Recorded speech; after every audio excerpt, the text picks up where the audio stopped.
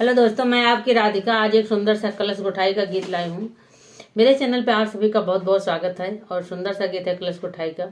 सुनिए, आनंद लीजिए और प्यारा सा कमेंट करके भी बताइएगा कि आप लोग को गीत कैसा लगा। तो गीत सुनिए, देर न करते हुए मैं आपको गीत सुनाती हूँ। हरियर बसवा कटाय मोरे बाबा, अरे पानवा न माड़ो छवाई रे लाला नामा, रे पानवा न माड़ो छवाई रे लाला नामा। हरियर बसवा कटावे मोरे बाबा, अरे पानवा न माड़ो छवाई रे लाला नामा, रे पानवा न माड़ो छवाई रे लाला नामा। तेही माड़ो बैठे हैं भैया कामने रामा, अरे दिया खाई बाहिनिया की राह रे लाला नामा, अरे दिया खाई बाहिनिया की राह रे लाला नामा। बिन रे बहिनी बिना होनी कनाइन लागई, अरे के मोरा गोठी काला सरे लाला नामा, अरे के मोरा गोठी काला सरे लाला नामा। बहिरे से उठले भैया कमाने रामा, सुना धानाया राजा हमार रे लाला नामा, अरे सुना धानाया राजा हमार रे लाला नामा।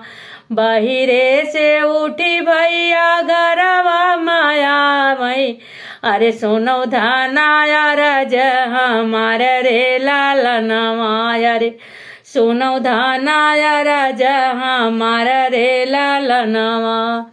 देखो भैया को बहन की याद आ रही है तो क्या कह रहे हैं। आवत बाटी धाना बहिनी हमारी, अरे गर्भ बचन जीनी बोल्यो रे लाला नामा, अरे गर्भ बचन जीनी बोल्यो रे लाला नामा। आई है बहिनी दुआरवा पे पहुँची, अरे भैली माड़ौआ में ठाड़ी रे लाला नामा, अरे भैली माड़ौआ में ठाड़ी रे लाला नामा। आवत बहिनी दुआरवा पे पहुँची, अरे मड़वा में भैली ठाड़ी रे लाला नामा, अरे मड़वा में भैली है ठाड़ी रे लाला नामा। बैठौ ना नदी तू चंदन पीढ़ैया, अरे गोठौ ना कलसा हमारा रे लाला नामा, अरे गुआठौ ना कलसा हमारा रे लाला नामा। बैठौ ना नदी तू चंदन पीढ़ैया, अरे गुआठौ ना कलसा हमारा रे लाला नामा, अरे गुआठौ ना कलसा हमारा रे लाला नामा। कलसा गोठाई भौजी हमें काऊ दिया बू, अरे काऊ हमें देबू पहाड़ रे लाला नामा, अरे काऊ हमें देबू पहाड़ रे लाला नामा। कलसा गोठाई भौजी हमें काऊ दिया बू, अरे काऊ दिया बू हमें उपहार रे लाला नामा, अरे काऊ दिया बू हमें उपहार रे लाला नामा।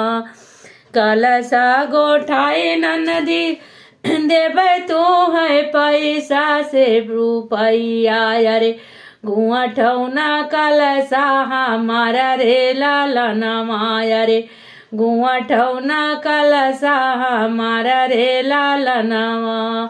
कलसा गोठाई ननदो तुम्हें देवैसी कड़ी, अरे नाही बाटे सजना हमारा रे लाला नामा, अरे नाही बाटे सजना हमारा रे लाला नामा।